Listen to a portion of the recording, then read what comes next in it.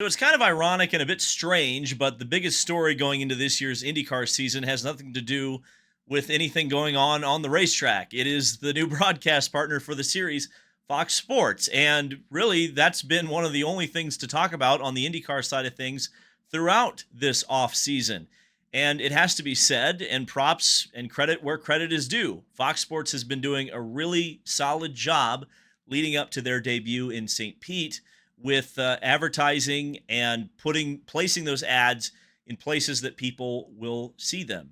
And the next ad debuted yesterday during the Rolex 24 at Daytona. And by the way, what a banger of a race that was. IMSA definitely the feel-good series of 2025. There's no doubt about it. I'm very much looking forward to my first at the racetrack coverage of the year at the 12 Hours of Sebring. And you might be saying, David, what? Wait a second, aren't you going to St. Pete? Got a little bit of a different piece of coverage planned for this year's St. Petersburg Grand Prix. Stay tuned for that. If you're in the DL 500 club, you already know what that is. But yeah, I mean, Fox has been doing a great job.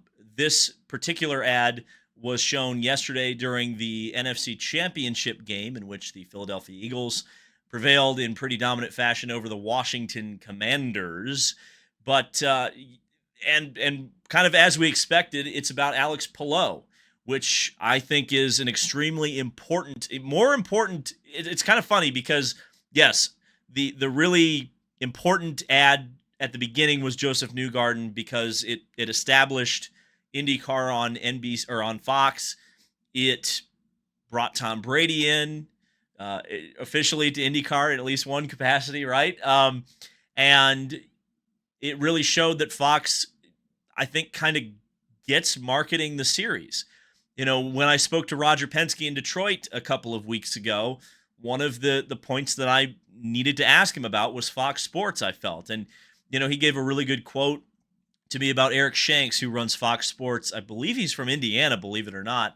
And Shanks told Roger, and Roger told me that the idea of Fox is that they want to make the series. And so obviously there's a lot of ground that still needs to be covered. There's a long way to go, but I think a lot of these ads are doing the right thing for the series. And so that's why I've been shining a light on them because I think it's the right thing to do. But I think it's also important to kind of put things in perspective a little bit because I judge Fox. You know, you have to judge Fox kind of day to day for sure, as you would with any broadcasting partner in a sport. But I think most importantly is going to be long-term commitment, right? Because I think early on, IndyCar fans fell very hard in love with NBC. And NBC really did some good work. But I think a lot of their best work was prior to them taking control of the IndyCar license totally. If you think back, I think ABC Sports and then obviously ESPN took over that in the mid 2000s fully from ABC. ESPN's production quality and their commentary and everything set the bar so low that I think pretty much any broadcaster was going to be able to overcome that. Now, NBC, to their credit, really, I think, cooked from, I would say, the late versus years. I would say 2010, 2011, they were really, really doing well. 12, 13, 14, a little bit into 15. You know, they brought a lot of, pure IndyCar reporters in. They had a very focused broadcast.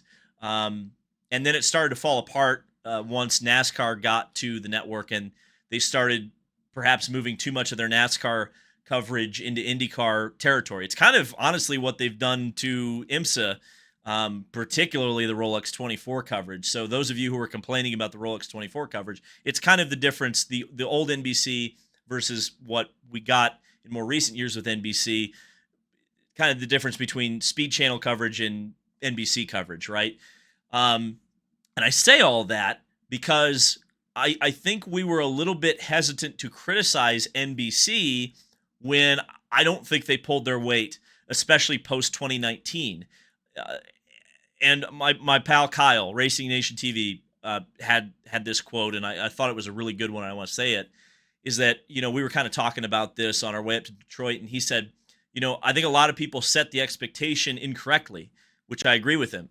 Kyle said that, the TV provider is going to give you all that they've got in the first year. And if you're expecting anything past the first year, you're playing yourself. So from Fox Sports perspective, I'm going to judge them at intervals.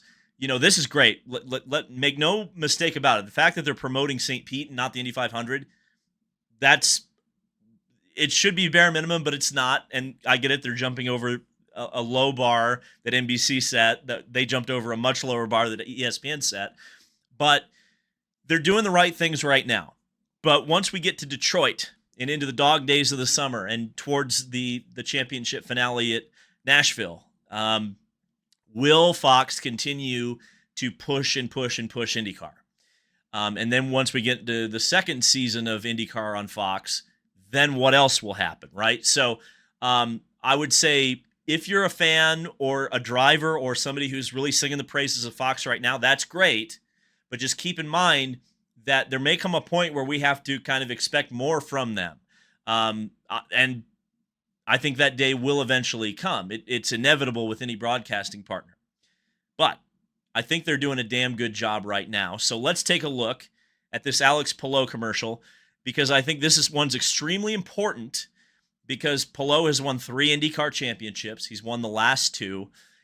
But he's a driver that right now doesn't have a lot of equity from a celebrity standpoint in the United States. So the fact that he is in this ad and it's playing on football, that's the kind of stuff that IndyCar needs. So let's watch this, and then we'll kind of talk about it a little bit. This is Alex Palou, a conquistador of concrete from the start.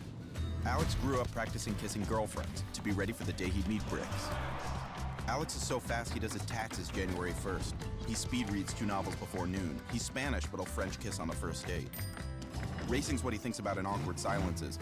Racing's what he thinks about when people aren't talking about racing. Racing's why he's a grown man haunted by milk. Alex has traveled the world. Here are his favorite places: Portland, Detroit, Monterey, Portland again, and rent-free in 32 drivers' heads. This is the front of his car, but if you race him, you'll just see the back. This is 3-time IndyCar champ Alex Palou. Welcome to the fastest racing on earth. So there is a ton to like here. No, there's no doubt about it. Now, is it as grandiose as the Joseph ad? No, but I like the fact that, yes, you're showing off Alex Palou and how he's, a young man who was always practicing to kiss the bricks. We're establishing one of the traditions. It's kind of funny. Fox kind of identified something that I identified about Alex Palou early on in his career, which is, I think the biggest part of Alex Palou's personality, and this is no knock on Alex, I think it's who he is that Alex Palou is a race car driver. There is no gimmick. There is no funny, he's not a ping pong player like Joseph. He's not a children's book author like Joseph. He is race car driver Alex Palou, and the only thing that he thinks about is racing. I mean, I remember I asked him, I think at Gateway in 2021, do you have any hobbies or anything? And he's like, yeah, I like to sim race. That's just who he is. So I think that's so cool that Fox was able to kind of be like, yeah, he cooks fast, and he's cleaning the house, washing windows. I think he's playing the piano here. He's he's walking in front of the camera. I love this shot, by the way. He's reading 2 books. And then, of course, we talk about how he's Spanish and he French kisses on the first date. There's something to be said about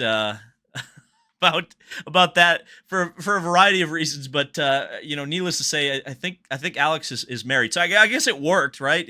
Maybe that's the advice. Alex Palou says you should French kiss on the first date because it will work out for you. But yeah, no, I love the focus. Like, this shot was great. Just like everybody's. I relate to this. Do you relate to this? You're just like sitting on a chair, and everybody's like at a social function, and you're just thinking about racing. This ad appeals to you, I think. And the milk, like, yes, this is one of the races he has not won yet.